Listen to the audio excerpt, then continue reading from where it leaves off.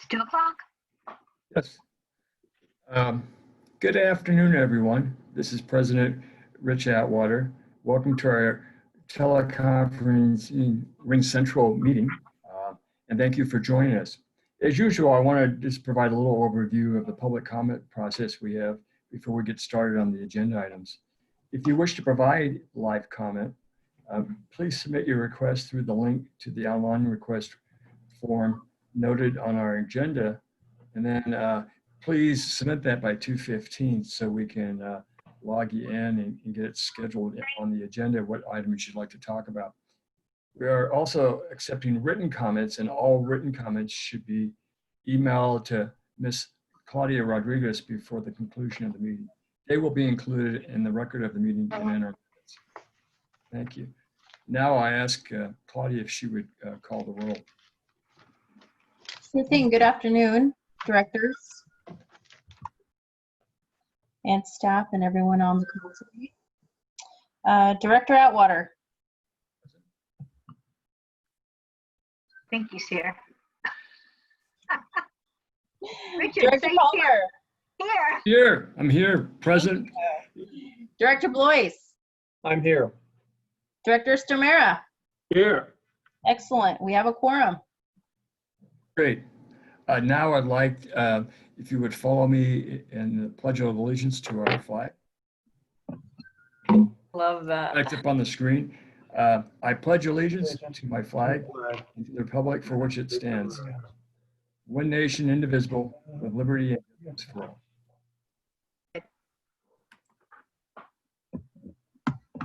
Okay. Public comment. Do you have any requests, Claudia, for items that are on the agenda? So Director Atwater, at this time, I have not received public comments. We'll move on to agenda item 5, which is the approval of the minutes of our last meeting on September 17th. I move we approve. A second.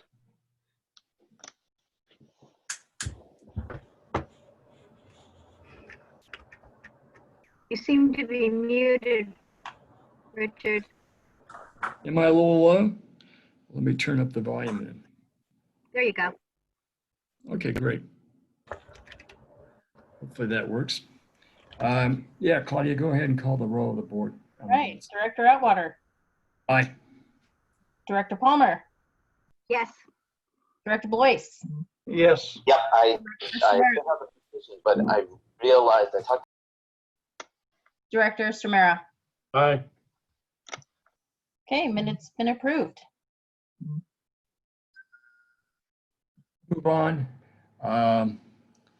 to agenda item 6, the consent counter. We do not have any consent items. And then we'll move on to agenda 7, the staff presentations. And I'll go turn on the first one is 7A. Jocelyn Nelson, our general counsel, will give that presentation. Thanks, President Atwater. The board will remember at your last meeting, your September meeting, you approved amendment number 4 to the JEPA. This amendment increased the amount of the initial contribution provided by DWR to the DCA under the terms of the JEPA. After approval of this item, but prior to execution of JEPA amendment number 4, staff determined that there was a clerical error in the amount of the JEPA. What had been approved by the board in September was an increase of the initial contribution from 33.8 million to 48.8 million. The correct amount of the increase in the initial contribution should have been 43.2 million. So this item's being brought back to you this afternoon to correct that, and then to reauthorize President Atwater to execute JEPA amendment number 4. And if approved by the board, this resolution will supersede the board's September resolution. I'd be happy to answer any questions on this item. Thank you. Yeah, it's my understanding it's just a housekeeping to adjust the actual numbers to be correct. Do we have a motion to approve this? I move we approve. Second.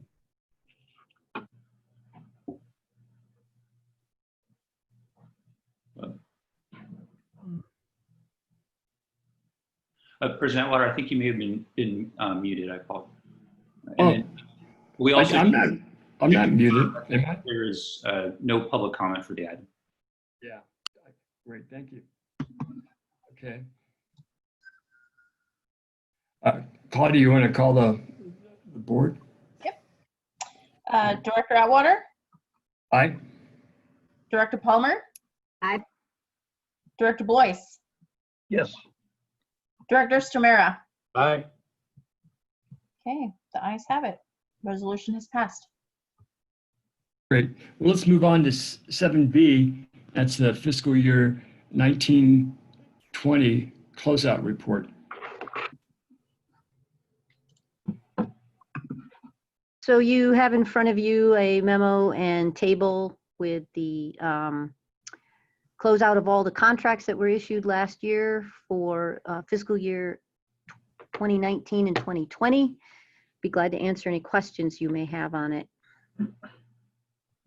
And I should also ask, is there any public comments on this? I know we don't have anybody asking.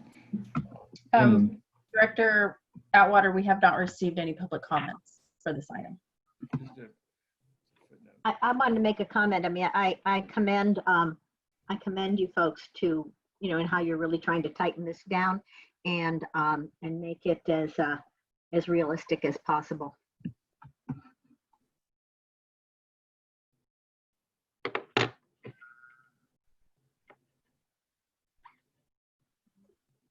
Okay, moving on. Motion. Richard, you're muted again. I don't know, maybe get closer to your mic. How does Rich mute? Isn't he? I don't mute. Yeah, I I'm didn't not- think so. Yeah. Again, Director Palmer has a motion. Do we have a second? President Atwater, I apologize. We actually, staff, we don't need a motion on this item. It's just informational for the board to receive. I was just commending the folks on the work that they've done, Catherine, especially about trying to pare this down and make it as, you know, realistic amounts as possible. It's a difficult situations. Absolutely. Good point. Any other comments from the board? Any public comments on this? Negative, All right. Director Atwater. All right. We'll move on to 7C, the DCA planning phase update. So Claudia, if you could put the presentation up for me, appreciate it. All right, so President Atwater, Directors Blois and Stamera and Palmer, as the state water contractors begin the process of seeking board approval for participation in the planning phase of the Delta Conveyance Program in the upcoming months, I wanted to provide a brief summary of where we are in that process and present the anticipated work and budget of the DCA during the upcoming 3 fiscal years. This will provide the state water contractors with information on the proposed funding needs of our organization as they move forward with this very important decision. Also, in consideration of the board's prior direction to be as cost effective as possible, as cost conscious as possible, the DCA has been looking for ways to reduce our expenditures in this current fiscal year and reflecting the economic hardship that many of the local, state, and federal agencies are experiencing right now. Next slide. So this presentation is relatively short with just 3 major topics to touch base on. First, I'll review with you all the new planning schedule that DWR recently released, and then discuss the residual effect of the new schedule on the forecasted scope and budget of the DCA during the upcoming planning period. Next slide, please. So Carrie Buckman and the DWR planning team have recently released a revised schedule for the Delta Conveyance project for the planning phase. And this new schedule shows a delay of about 1.5 years from the originally proposed schedule for the CEQA process. And it reflects the protracted negotiations to identify a lead federal agency and then incorporating the Army Corps of Engineers scheduling requirements for their parallel NEPA process into our overall program schedule. Also shown in the schedule that Carrie's team released is delays in the from the CEQA process have pushed out the water rights approvals and Delta Plan consistency approvals about the same amount of time. And obviously both of these approvals are critical to initiation of our engineering work as well. So collectively, these changes in the planning schedule obviously have a residual effect on the DCA's planned work and delaying our start of engineering services on the preferred alternative. Next slide, please. So in this current fiscal year, the core of DCA's work is on producing the engineering documentation that serves as the basis for DWR's environmental assessment work. We've been asked to produce concept plans for two alternatives. The first is the East and Central Corridor alternative, where there are two options on corridor routes, one a central route through the Delta and the second a more easterly route. Both routes share the same intake and end in the same Southern Complex facilities near Clifton Court Forebay. There's also a second alternative that we were recently asked to study. It's the Bethany alternative, and this new alternative extends from the same intake locations and utilizes much of the eastern alignment, but terminates further south at the Bethany Reservoir. Now, as shown in the schedule, we deliver our work products in two phases, beginning with a set of environmental data sheets that Carrie's team can review and begin to incorporate into their analyses, followed by detailed project engineering reports that are included in the draft EIR and EIS as the engineering documentation of the project description. We'll have completed our work on the East Central Corridor alternative by the end of this year, and we plan to have the Bethany alternative work completed in early April of next year. So after April of next year, our workload is substantially reduced, and we begin to transition into largely an as-needed support service to Carrie's team. We'll still play an important role, but we won't have specific work products that we're aiming towards.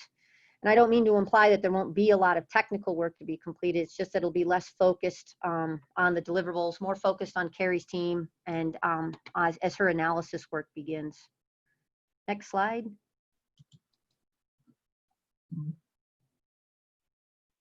So this slide, I'm showing the interface between DWR's environmental planning schedule in the upcoming 3-year period and the main activities that the DCA will be responsible for, as well as the associated budget estimates to complete the work. So discussed on the previous slide, this year we're focused on our key concept engineering deliverables so that DWR can begin the assessment process. And we're also launching our very important geotechnical program that will help us confirm many of our design assumptions. And finally, we'll be continuing our stakeholder engagement, reflecting our continued commitment to transparent dialogue with the Delta stakeholders. Our proposed budget for this fiscal year is $27 million, which represents a $7 million reduction to our current budget, and I'll speak more on those savings in the next slide. Next year, we'll be maintaining our core staff to answer questions from the environmental team and to make requested modifications to the documents as issues are identified. We'll also complete some of the engineering work deferred from this current fiscal year scope and continue to complete our deferred field work, and as always, maintain stakeholder engagement. Our estimated budget for next year is approximately $21.5 million.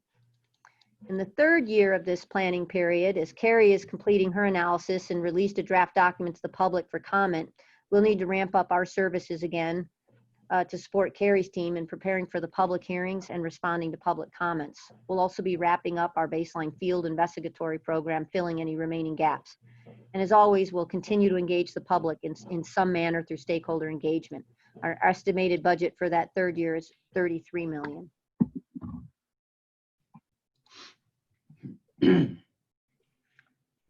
So as I noted at the beginning of the presentation, next slide, please. I'm sorry. I got you. Yeah, thanks. So as noted at the beginning of this presentation, the DCA team responded to the board's request to trim our budget where possible, and while still maintaining our deliverable milestones. Collectively, we've identified about $7 million in savings for this year. I want to take a quick opportunity to highlight where these savings were identified. We've found $310,000 in savings coming out of our executive office functions, including legal, HR, and treasury services. We deferred about $2 million in engineering deliverables and close to $3 million in field services to next fiscal year. We reduced our project control staff to reflect efficiencies with our new automated systems and deferred additional systems work to future years, cutting just over $900,000 from the budget. We eliminated some of our administrative budget lines reflecting our current remote working situation, saving $250,000. We also reduced our outreach budget by reducing the frequency of meetings to provide a summer and winter holiday break. I think many members of the SEC will appreciate that. And finally, we reduced our available contingency by about 500,000 as we've sorted out most of our needed scope of services over the past 3 months with DWR. So these reductions won't diminish our ability to deliver the necessary work to Carrie's team so that she can complete her analysis. And that concludes the presentation. I'm happy to take any questions that the board may have on the information presented. None from me. Yeah, thank you very much, Catherine. Does any of the members of the board have any questions? Yeah, I don't have a question. I just want to compliment Catherine on a job well done. I do, and I know the rest of my colleagues appreciate the hard work you've done by trimming the budget. I have a question you. of just maybe just a comment. It seems to me that as we're going forward in April, starting in April, basically, the board won't have a whole heck of a lot to do, as far as I can see. And I'm wondering, I know that some of the powers that be were reorganizing the board and bringing in other members, other numbers. And at this point, would it not be reasonable to just continue to April kind of as is, and then when we restart, just restart anew with the suggestions of the outside group that's suggesting what we should do? Well, I think that's a discussion among the state contractors. So Yeah, I okay. think they've got a concept, and so within the state contractor group, I think we're trying to make sure everybody feels like they're going to have more participation in the Right. in the I'm just DCA. kind of looking at the timing of this and kind of the switch over and what makes sense in terms of people ramping up to be on board with all of the details. And so just maybe a word to state contractors is to think about it. Yes, I think that's a good point. I think my impression is that that dialogue and getting into the details and whether or not April is the right month and all the, kind of a work plan of how to move forward in this, having more board members on the DCA, representative of different parts of the state contractor family, Mhm. and fine tuning this work plan for the planning process. Yeah, but it sounds like that, just as from listening to what Catherine is saying, it sounds like there's kind of like a hiatus of sorts after April. So you might think about what the timing is on all of that. I think we'll get into more discussions of that later this, November, December, and Okay. certainly first of the year, probably get really focused on the details. Okay. Any other questions? Really do, I want to echo Steve's comments. Catherine, a really nice job in adjusting the budget and the work plan to meet the parallel needs of what's going on over at DWR and among the state contractors. Thanks You bet. again. Do we have public comment? We do not have public comment at this time for this item. Yeah, for all these items on 7, I can be repetitive, but if anybody wants to make a public comment on any of the items, we certainly would let us know, Claudia, and we'll make time for that. Moving on, then 7D is the October DCA monthly report. Thank you, Director Atwater. So you have a copy of the monthly report. Glad to answer any questions you may have on it. It looks very similar to last month's report. A couple of new change requests in there that have shifted contingency money into various scope items, and all approved through our change control board with DWR. Questions from the board? Nope. Nope. Looks good. It's very straightforward, and we've already sort of talked about those changes. Well, then let's move on to 7E, DCA Leadership Spotlight. Nazli, are you going to? Hello.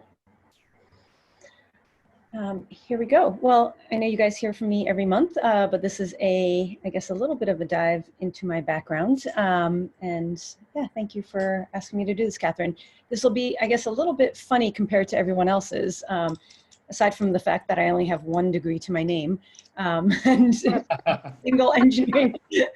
I should note that the overarching theme of my presentation is that I'm trying to avoid getting another degree at all costs. So Claudia, go right ahead if you don't mind. So again, my name is Nazli. In terms of my background, education, whatnot, I went to school in New York City at a seven-sister school called Barnard College, which is part of Columbia, where I was an anthropology major with a minor in biology. Which, if you know anything about Iranians, that's a nice way of saying I was started out as a biology major, failed, and luckily found my calling in anthropology. It was in no way my parents' intent to have me graduate with an anthro degree. I had a very different trajectory. I think I was thinking about getting a PhD in food anthropology, and was headed that way, and had a side business doing catering since I'd worked as a cook for most of my life since I was 14 years old. And then, like a lot of folks in New York City, 9/11 kind of changed things really quickly. I was started doing a lot of cooking for rescue workers, and finding folks to volunteer and do cooking down at Ground Zero. And all of that led me to the New York City mayor's office. It was a very odd and quick pivot into local government. Mayor Bloomberg had just been elected, and I guess people had noticed how I was recruiting volunteers, and asked me to take over the small organization called the Mayor's Volunteer Center, which has gone through quite a few iterations and is now a national model called Cities of Service, which embeds chief service operators throughout city halls to really think about how to take the goodwill and the skills and the talents of citizens and use their love of volunteerism and their desire to volunteer to actually move the needle on city and local activities. After doing that for 5 years, I was tapped to become commissioner of the Mayor's Community Affairs Unit, and did that for the remainder of the mayor's term, so for another 6 years. And that was kind of my real foray into community affairs and external outreach. And into getting screamed at every day. That was my job, so no one else had to do it. My role was to really be the eyes and ears, my team and I, to be the eyes and ears of the mayor's office, to establish the mayor's kind of outreach into various communities through town halls, breakfasts, large gatherings, and to work hand in hand with our fire department and police department, Office of Emergency Affairs, on any sort of emergency that had a significant community impact. And a lot of what happened during my last year in office kind of led me to where I am today. So we had a hurricane hit us on the last day, I believe, of hurricane season, unprecedented in New York City.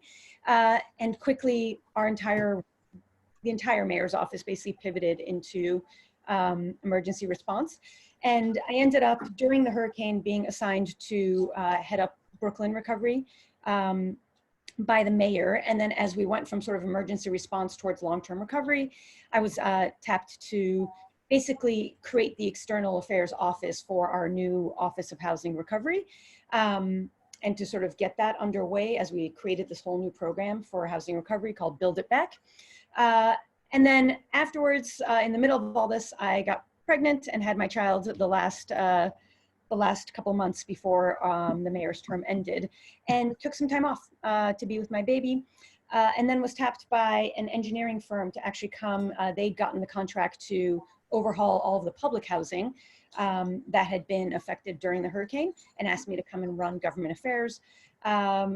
And then from there, I went on to consult for a few years, to consult and essentially lobby, specifically serving the nonprofit community, especially those who were working at the time in food and food justice programs, as well as working with affordable housing developers on fundraising, board development, government relations, all of that. So that was my sort of career. In the middle, I should note, in the middle of all the Sandy stuff is actually how I met Catherine. We were in the same office, working on very different programs, but people tend to bond at 1 a.m. in a way that they don't necessarily at 10 a.m. So that is actually probably one of the best things that came out of Hurricane Sandy, was meeting Catherine and becoming friends and colleagues with her. And then about 2 years ago, I moved to New York City. Catherine yelled at me, said, "I can't believe you're leaving." And then she came 6 months later. So I was here first, I guess, is what I'm trying to note. Next slide, Claudia. So I'm going to talk about some significant projects. Obviously, again, not from an engineering perspective. I have worked, my world sort of dealing with infrastructure and working with engineering firms has only been quite recent, but I've been at work for the 10, 15 years. I worked, 11 years, sorry, I worked for the city on all of the massive projects that occurred because they all have a outreach component, obviously.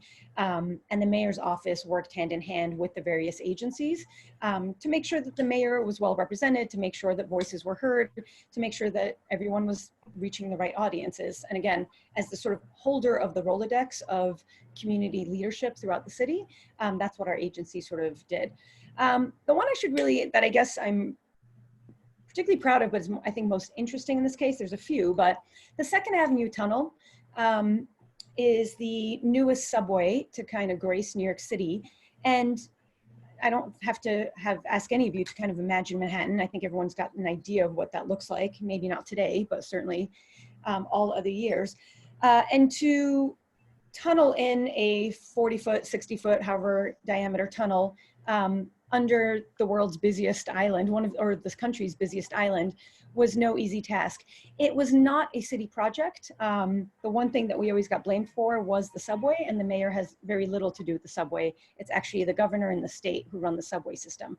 That said, part of the friction that came with that was you had a situation where construction started and it was being led by a state agency that did not have a lot of local contacts, and construction ran amok. So before we got involved, I think in the first 6 months, about 30 or 40 businesses went out of business within a 20, 30 block length. And then after we got involved, we only lost 6 businesses in the 2 years afterwards. Why is that? Because we made sure the construction crews were accountable.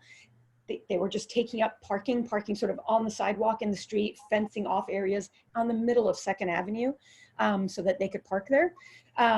3 ticketing runs for every day, once a week, got everyone to smarten up real fast. When it came to that, we worked with all the local businesses on signage.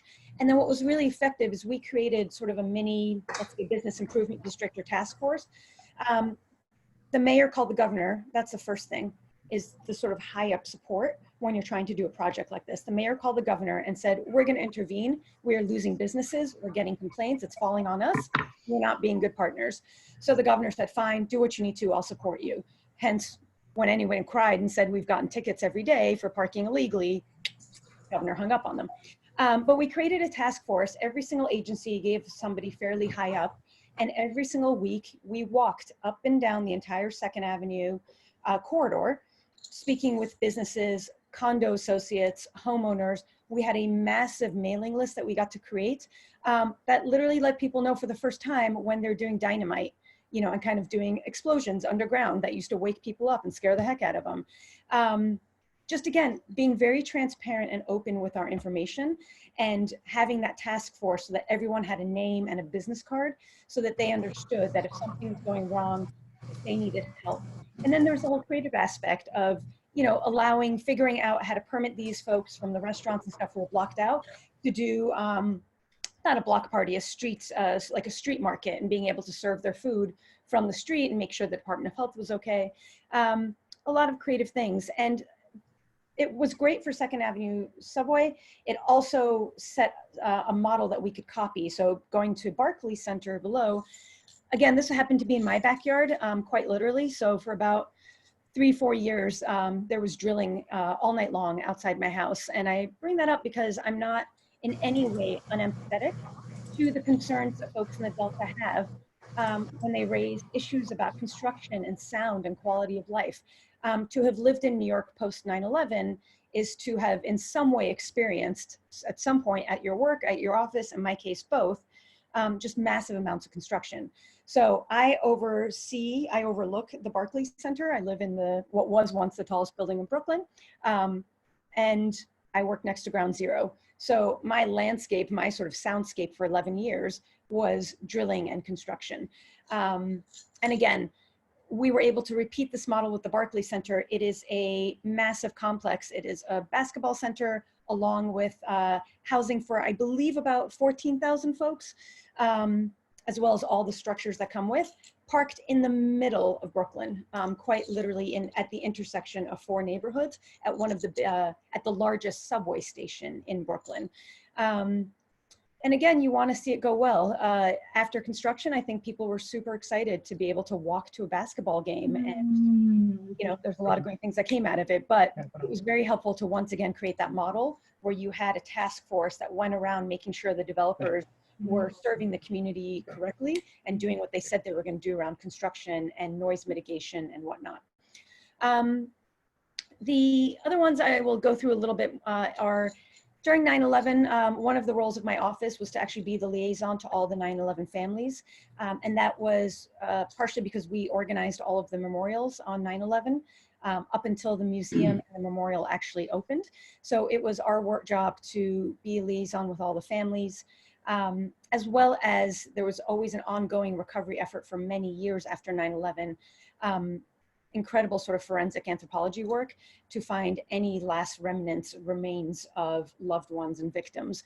And so we worked closely with families on that process and the identification and things like that. I bring that up for a couple of reasons. Again, much of my work has been incredibly positive, but we also have to deal with all the hard things that come up.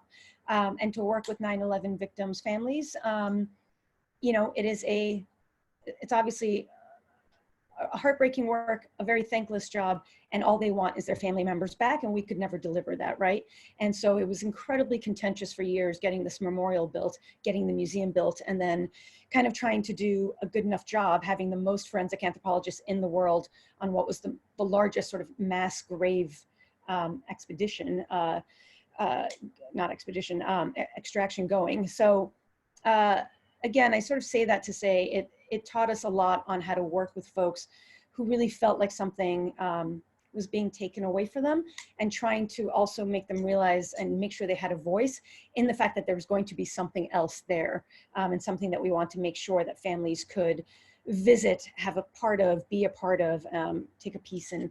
And again, I would say that when that memorial opened was one of the best days of all of our careers for all of us who'd worked on it, because for all the fighting and all the doubt and all the delays, it's just a shockingly beautiful and peaceful place. And I think for a lot of families, it brought them a lot of peace and a lot of solace knowing that something so beautiful could sort of take the place of what was a tragic reminder for everyone. And I went over some of the Hurricane Sandy work, the NYCHA Sandy response I also worked at. The NYCHA response was also excellent because while it was a contract for these engineering firms to work across the city to rebuild and make resilient to climate change, all of the infrastructure that knocked out so much power and heat and everything for our hundreds of thousands of NYCHA residents. You know, you had to kind of lift up boilers, lift up schematics, fix elevators.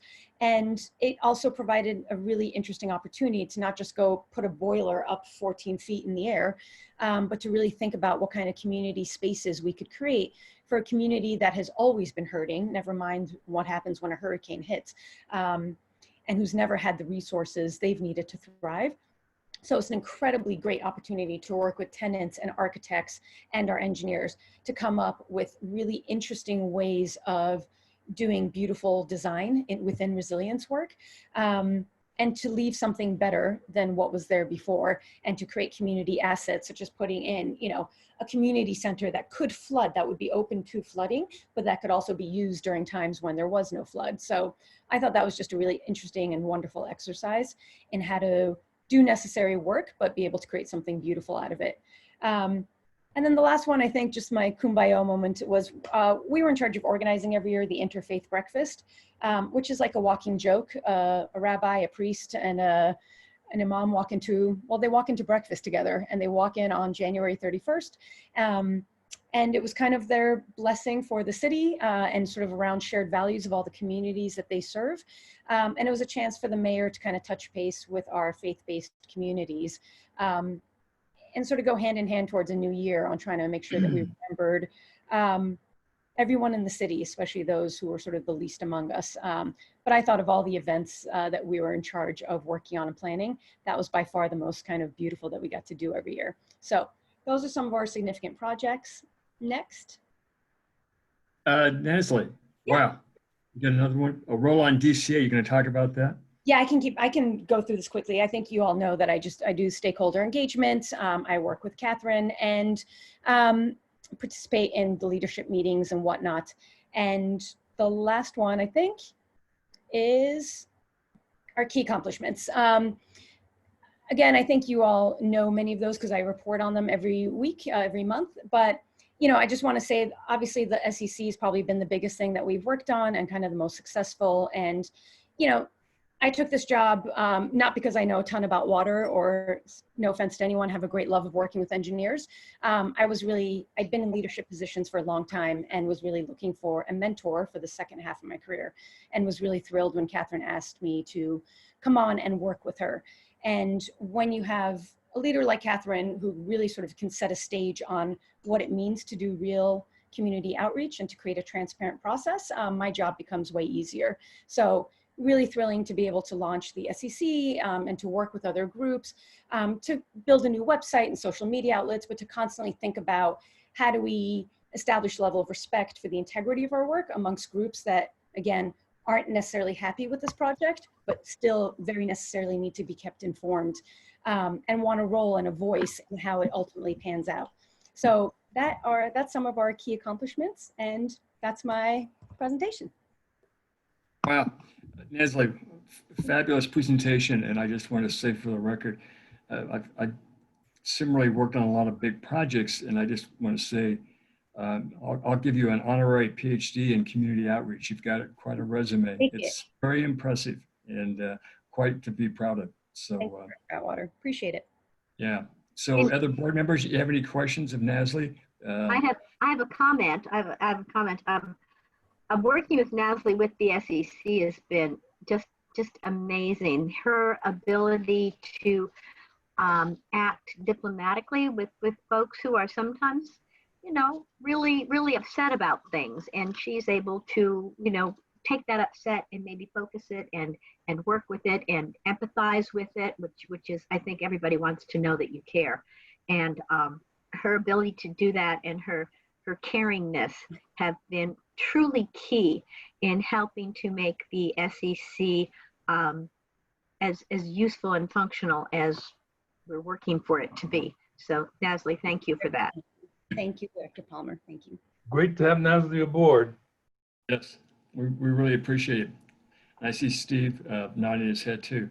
So thank you so much, Nazli, for giving that wonderful background. Let's move on then to your assignment, you know, 7F, the Stakeholder Engagement Committee update. Do we have one?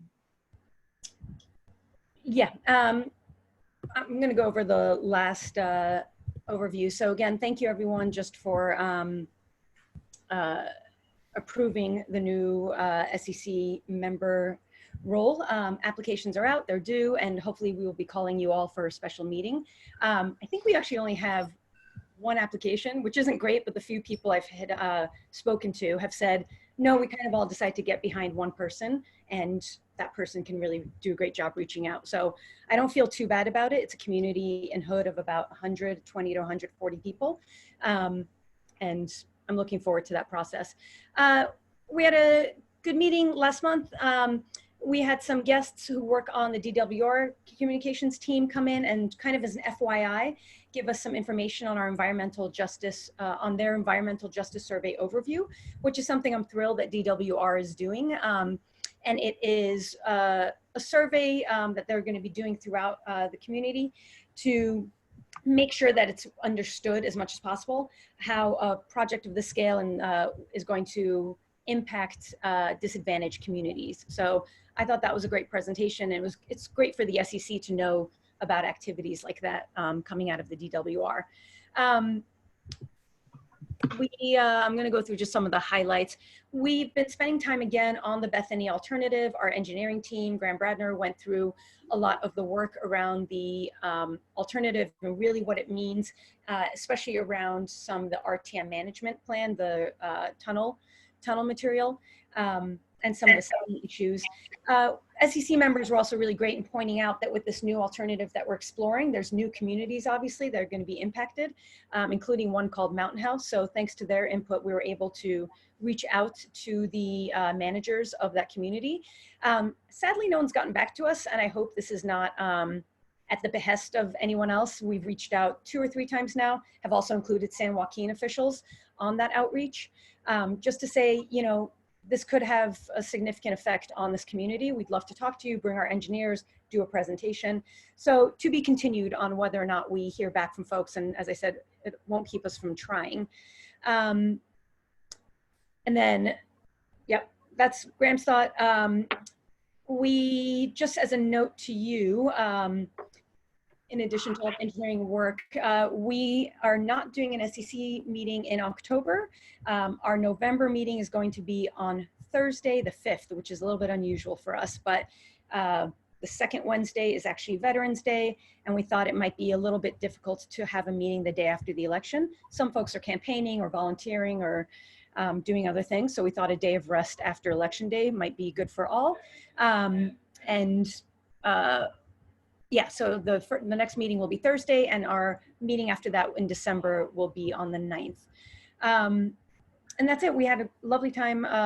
Again, had a great opportunity to have the SEC members exchange some thoughts. We went through some progress here, and I think feel very lucky to have one of our SEC members, Barbara Berrigan-Perea, who has very kindly agreed to do the SEC report out. So unless I'm missing anything, Claudia, I think that was the summary of it, but it's okay. Then I'd like to pass the torch over to Barbara to kind of give you a chat from the SEC perspective on some of the work that's been going on for the last couple of months. So thank you, Nazli. Director Atwater, we actually do have a public comment from OSHA Reserve on this item. Get closer to your mic again. Oh, OSHA, we welcome your comment.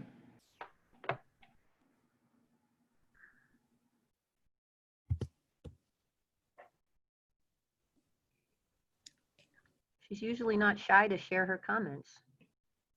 Is OSHA there? Is she unmuted? She's on. Maybe it's the same thing. She should get closer to her mic, and then it would. I think so, yeah. She had this problem a few meetings ago with her microphone, I think. I Yeah, don't just know. get closer to the mic and lean into it, and it should turn up a little bit better. Just one moment, I'm trying to get her.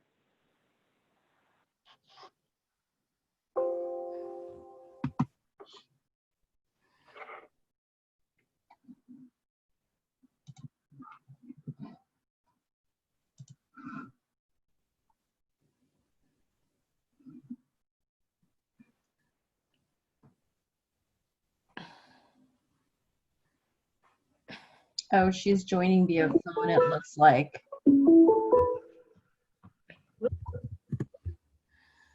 Claudia, this is Jennifer. I don't see that she's joined, but oh, I see that it's there now. OSHA, can you speak now?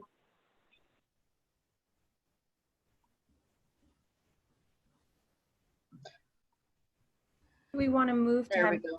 okay, it works. Yep, go ahead.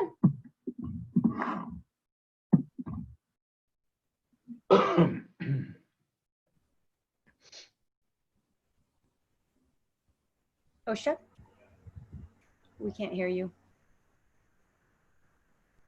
She was just speaking. I'm sorry, this is OSHA. I hung up on the phone by accident when I said that I would pass on comment. I think Barbara is trying to talk, is what I'm seeing on the screen.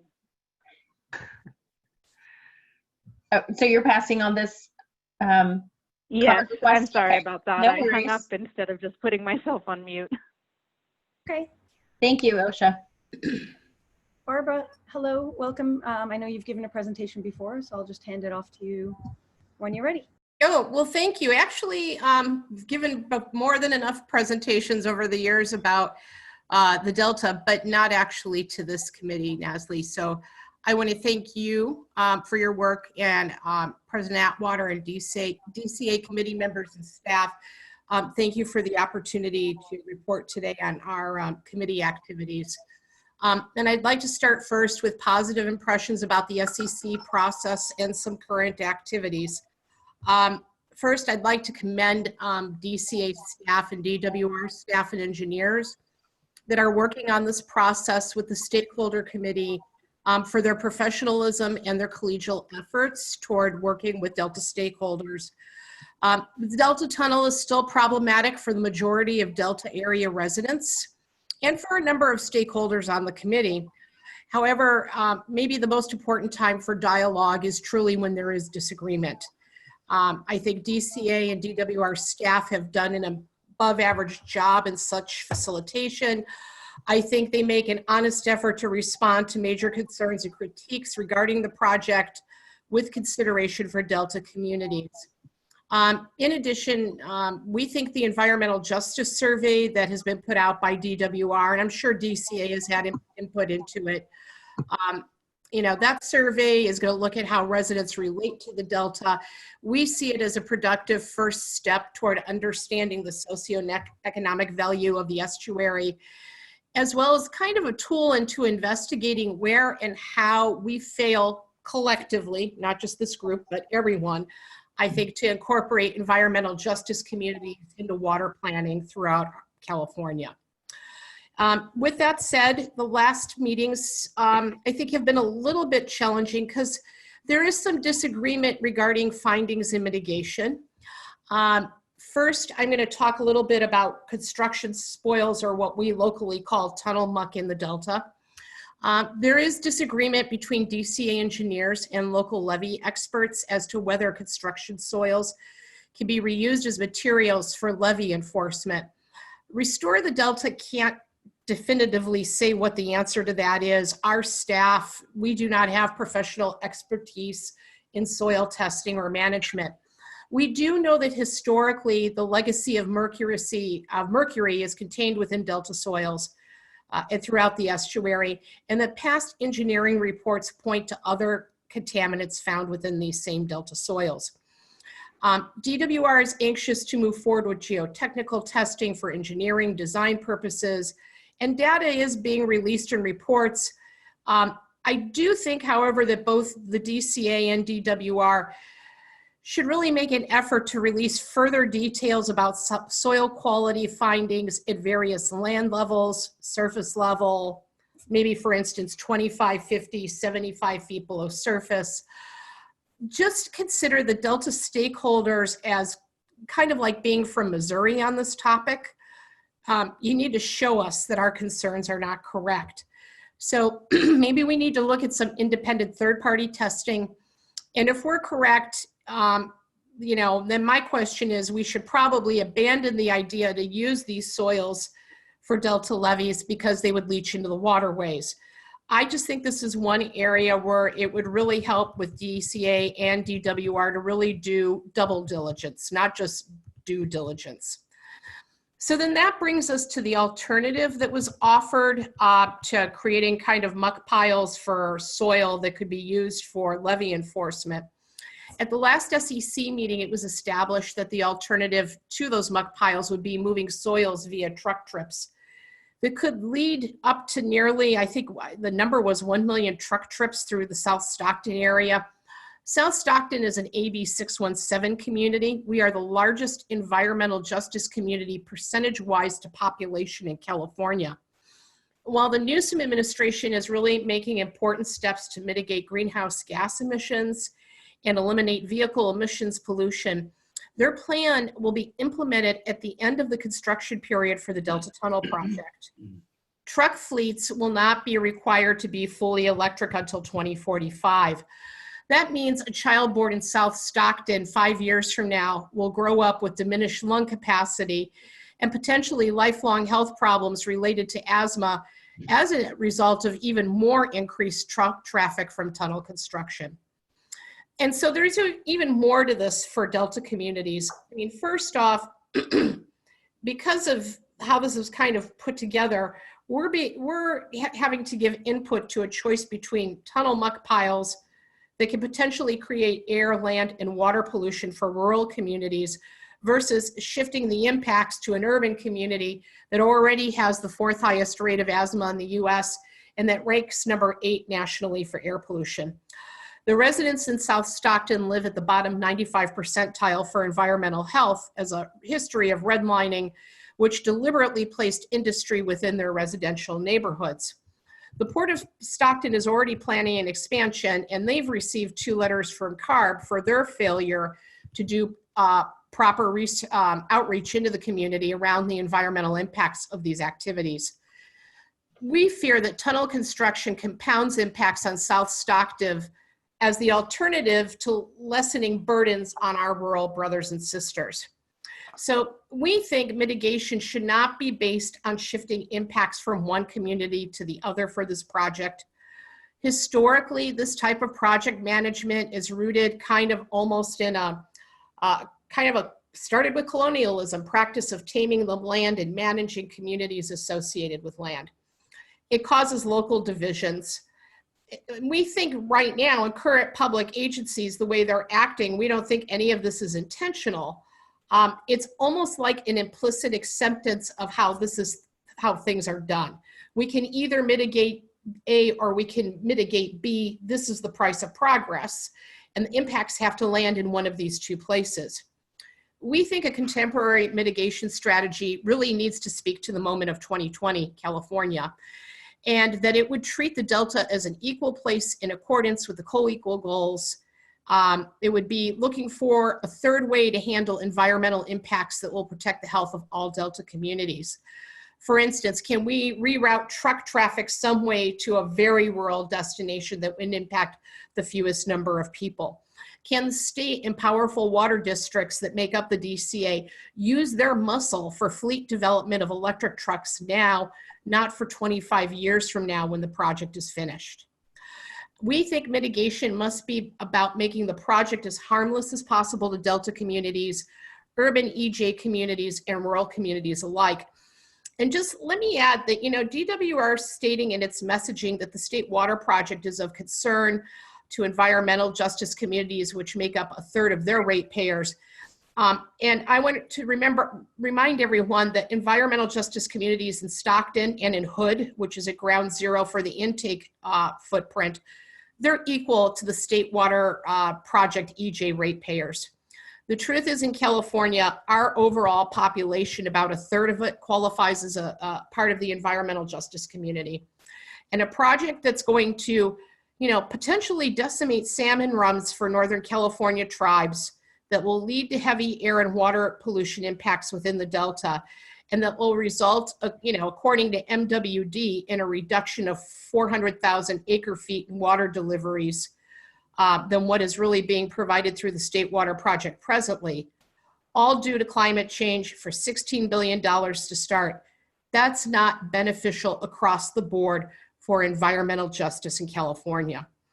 We, in conclusion, are worried that as water moratoriums are set to expire and questions loom large as to how many water shutoffs will occur in California as we continue to suffer through a COVID economy, a project that doesn't lift up California's entire environmental justice community will not suffice. We offer this critique not out of anger, not out of complaint with the DCA or DWR or government agencies, not at all. We offer our comments out of love for the state and for environmental justice communities, which are suffering on so many levels presently. Without an equal plan to improve water quality, affordability, and accessibility for EJA communities across the board, especially in regard to climate change impacts, we fear the Delta Tunnel alone will not bring equity to California water management, let alone Delta communities. This is our primary concern at Restore the Delta. We are committed to continue working through the process and to offer productive recommendations where we can and to speak the truth when it is needed, respectfully. Thank you. Thank you. Very much, Barbara. I really appreciate your sincere comments and suggestions and recommendations. And I hope through the stakeholder engagement process, we can continue this dialogue and work together to come up with recommendations that you'll be, that'll work for everybody involved. Thank you. Any other comments or if not? Yeah, I did want to make a quick comment, and I did want to take the opportunity to thank Barbara for her active participation in the committee. It makes all the difference in the world to have people who are straight up and honest and forthcoming about their positions and their ideas. And so I want to make sure that we express our appreciation to you, Barbara. I know it takes a lot of time, and I know you get well prepared before these meetings and after. So I really do appreciate your participation. I know how much it takes, but especially appreciate your suggestions because you always point everything out very truthfully and honestly, and I really appreciate that. Well, it is really wonderful to have these suggestions because, as you know, we have been able to follow through on some suggestions to DWR that Catherine has worked with some of the mitigation measures. So please keep those comments coming because they are crucially important. Thank you.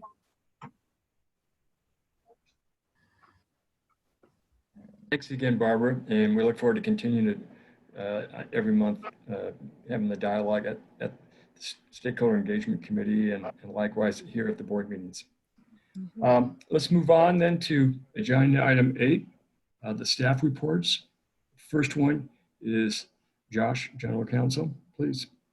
Thanks, President Atwater. My report's in the packet. I just wanted to highlight one thing, not necessarily directly DCA related, but Sacramento County did recently move into the red or substantial tier. I know they're shooting to be orange by Halloween. This, of course, doesn't directly affect DCA operations, but something that we're looking forward to. I'm sorry to hear that. That's not good news. Any questions from the board? Seeing none, we'll go to 8B, Catano, the Treasurer's Report. Catano? You're on mute, Katana. All right. Hey, Katana. Can you hear me? Yep. Yeah. All right. Perfect. So thank you. So I also have a report similar to what you've seen in the past. We have attachments 1 and 2, which is typically the attachment of the report, and attachment 2 is the budget versus actuals. Month or as the month of September with about $557,000. We did end September 30th with $1.3 million. Subsequently, as of October 7th, we did spend down after we paid a few more invoices, and we were left with $579,651. Of note, your audit is almost complete. We will have KPMG time, so that audit probably will come to the board shortly before that date, but they will be and the audit next time. And we do not have any findings from what I know. They'll have clean audits, but they will be next month. Great, thank you very much, Catano. You're still having audio problems, but I'll just say we look forward to the report from KPMG next month. And as you indicated, it doesn't appear that they have any audit findings. So let's move on to Carrie Buck in the Environmental Manager's Report. Thank you, President Atwater. So just a couple of highlights from my report. The Army Corps of Engineers issued a notice of intent to produce an environmental impact statement in August. And I wanted to mention this specifically because their scoping period closes next week. So if people are interested in submitting comments, the comment period closes on October 20th. Additionally, DWR and the DCA have been working on soil investigations as part of the initial study and mitigated negative declaration for soil investigations that we adopted this summer. The geophysical studies, which are non-invasive, started on October 5th, and we're hoping to start soil borings and comb penetration tests soon during the next month, both on Bolden Island and a few areas on public rights of way. Finally, related to that topic, we've been working to obtain temporary entry permits for private property. So as part of those permits, it lays out sort of rules of engagement, how we would engage with the landowner, how long things would take, different requirements that we would have to follow while they're on their property, and also includes compensation for that access. So we're working to obtain entry permissions so that we can continue to investigate private parcels next year. And this was mentioned a few times so far by Nazli and by Ms. Berrigan-Perea, but we did release a survey of environmental justice communities a few weeks ago. So the idea is to collect information from low-income minority and other underserved resources or underserved communities on how they use resources in the Delta. We released it in 3 languages, English, Spanish, and Chinese, and it will be open for at least 8 weeks. And I think those are my updates for today, if there are any questions. Do we have any questions from the board? Seeing none, do we have any public comments on this item? I don't think we do. Director Atwater, we do have OSHA Meserve who would like to provide public comment on this item. Excellent. OSHA, would you like to do that now? Hi, I got my computer audio to work now. Is this Great. Excellent for you guys? All right, thanks. Sorry about that before. I'll just make a brief comment on behalf of local agencies of the North Delta with respect to the DWR update that you just heard. There is still a lot of concern that there is not going to be the full analysis of alternatives, including those alternatives that don't include 2 intakes in a tunnel in the configuration being proposed by DWR. At the EIR scoping meetings, many members of the public talked about alternatives to a tunnel that would be less damaging to the Delta and less damaging to Delta communities in particular, and still meet the project objectives that have been stated. And the public was told that there would be a full analysis of those alternatives in the environmental impact report. Instead, what we heard at the, I believe the July stakeholder meeting was that DWR was dismissing without detailed analysis all of the alternatives that have been suggested, and the only alternative that was going to be picked up for full review was the one that DWR itself had figured out to suggest, or perhaps the DCA, I'm not sure, the Bethany alternative. So there's a lot of disappointment and I think let down because this commitment was not upheld. I think we were being told by the governor all the way through the changeover from California Water Fix to the current project that this would be different this time around. And so I would say, to the extent that the JPA has any influence over this situation, that there should be a full review of these other alternatives, and if they could meet the project objectives, they should be considered, because insisting upon laying these huge intakes on Delta legacy communities and taking fresh water out of the top of the Sacramento River as it enters the Delta is never going to be acceptable to the who rely on the Delta water. And that includes communities and EJ communities and agriculture and all these different thousands of water users within the Delta for recreation as well. With respect to the geotechnical investigations that DCA and DWR are attempting to undertake, I will also say there's a tremendous amount of concern on the part of landowners. They don't want to allow DWR and the DCA onto their property for the purpose of building the project that they believe is so damaging to the Delta. So I don't know what the outcomes of the individual negotiations will be, but there is a high level of concern over those new investigations. Thanks.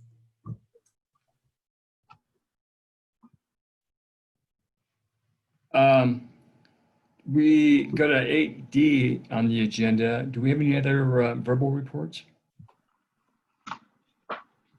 You do not. Okay. I'll move on to agenda item 9, future agenda items. Do we have any requests from the board for future agenda items? Hearing none, then we'll look forward to seeing everybody in, what's the date for the meeting in November? The 19th, Thursday, the 19th. So much, everybody, and we are adjourned. Thank you. Have a Thanks. Thank good you. month, good week, whatever. Yes. Stay safe. Drive safely, Sarah. I will. I'm heading out of here. I'm going to be out of here within the next 20 minutes. Great. Have a great time. Have to load the dog. We'll see you. Bye. Bye-bye.